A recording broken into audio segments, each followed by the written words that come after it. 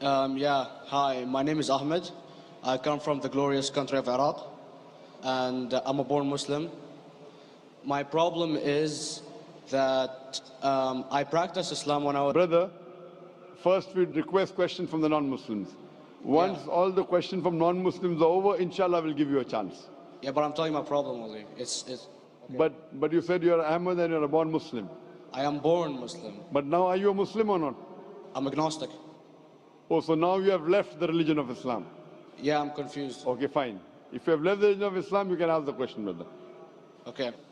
So my question is, how come I don't have the faith that you and the other Muslims have and some of my friends, even though I practiced Islam a lot and I even did Umrah, but I still do most of the sins that are forbidden in Islam, and I sometimes am lazy to do the prayer and the other subjects we have to do in Islam.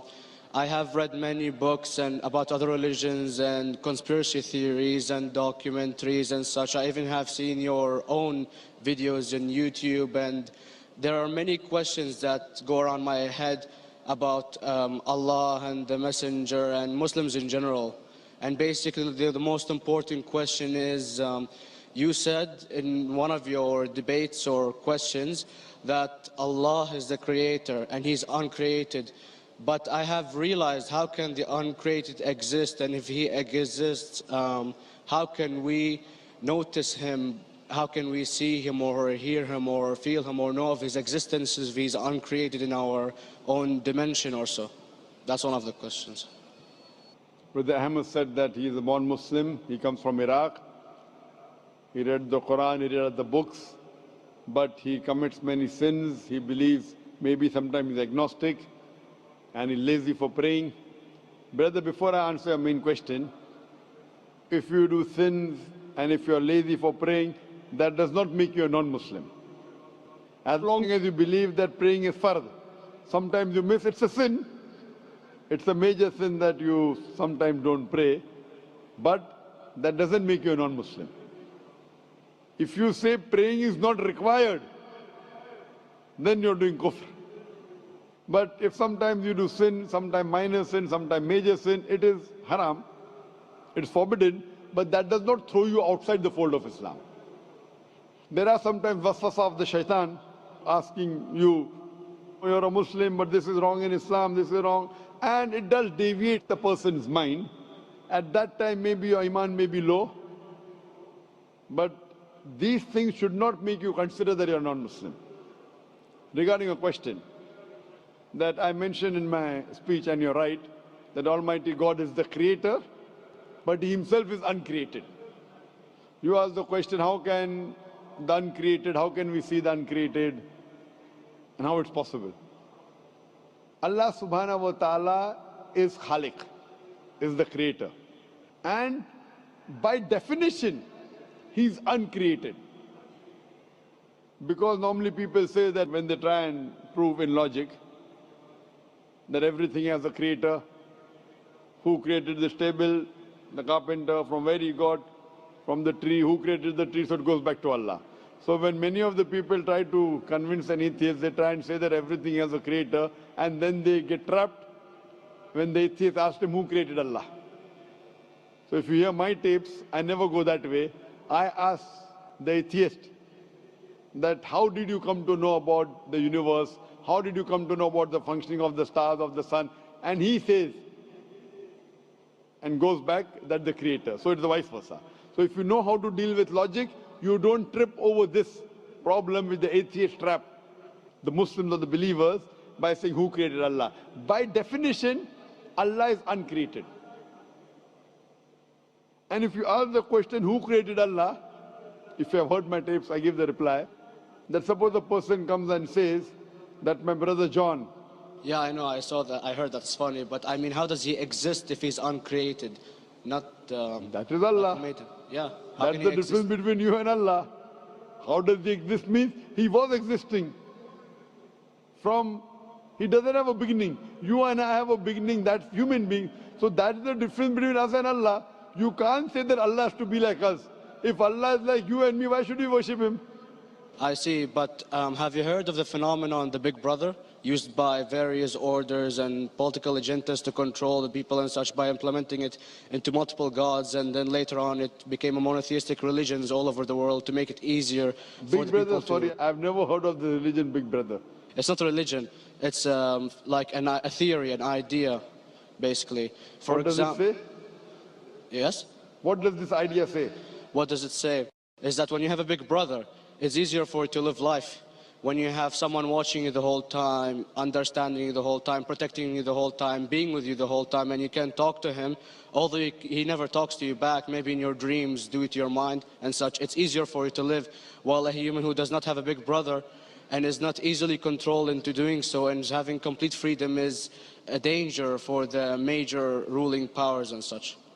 What does this say? I don't understand. Big Brother may be the Big Brother may not be the... What does it have to do with Islam and God? What does it have to do? Because basically Allah is watching you the whole time. So you want to say that Allah is like a big brother? Indeed, you use him for your protection so you won't be scared. You know what I mean? See, this is the hypothesis. Hypothesis. If you have heard, how do I convince an atheist? If you have heard my answer, that you said that you're agnostic, you're atheist. Yeah. So first thing I do to an atheist is I congratulate him. What? I congratulate him. Have you heard my answer of atheist? Yeah, you congratulate them and stuff. But I haven't seen your debates with the atheist. I just saw your answers on some questions. Fine, so you haven't seen the answer of atheist? No, but I've seen your debate with David William Campbell. And David William Campbell is not an atheist. Yeah, yeah. Now, when an atheist tells me he does not believe in God like your theory of Big Brother, yeah, and if you believe in that theory, I will ask you, first thing I do to the atheist, I congratulate him. You know why? Yeah, because they think and they don't follow what their parent does and such stuff like that. No. I congratulate him because he is not doing blind belief. The other people are doing blind belief. He is a Christian because father is a Christian. He is a Hindu because father is a Hindu. Most of the Muslims are Muslim because father is a Muslim. He is thinking. He says there is no God. He has said the first part of the Islamic Shahada, La ilaha.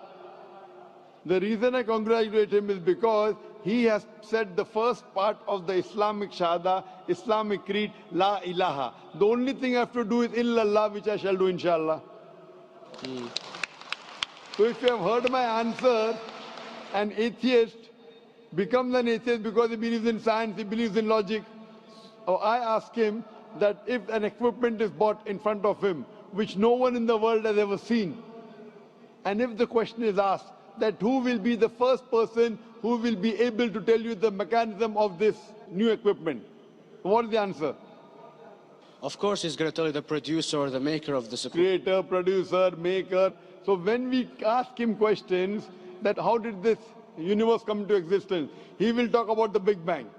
This what we're going to talk is already mentioned in the Quran 1400 years ago in Surah Anbiya chapter number 21 verse number 30. Avalam yaral lazina kafaru anna samawati wal arda kanat ratkum fataknahuma. Do not the unbelievers see that the heavens and the earth were joined together and we clove them asunder.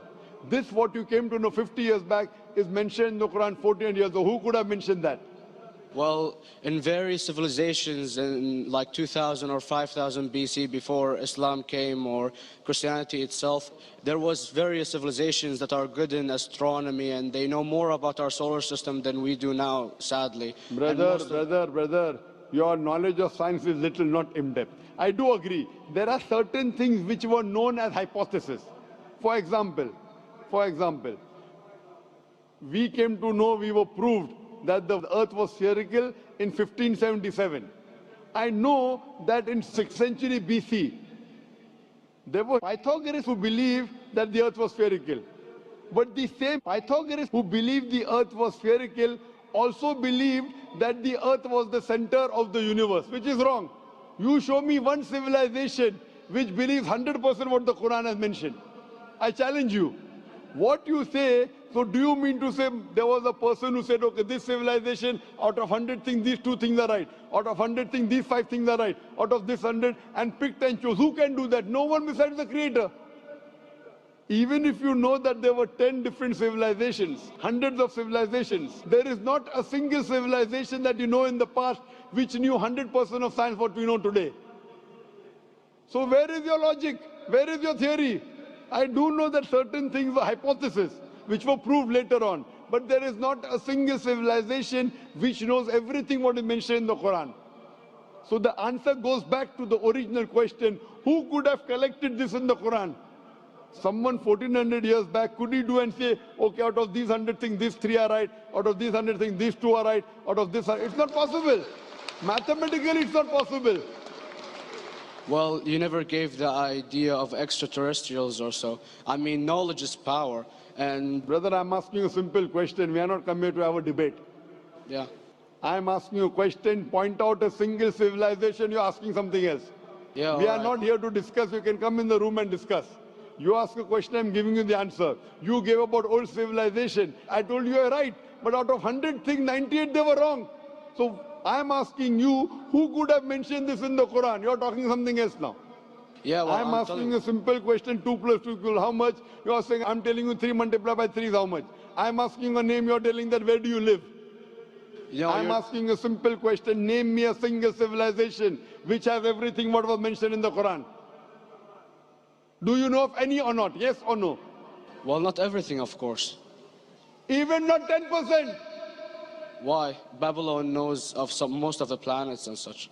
Planet is not the only thing mentioned in the Quran. There are 1,000 things mentioned in the Quran. To say what 1,000 things are mentioned in the Quran, 10% would be equal to 100 things.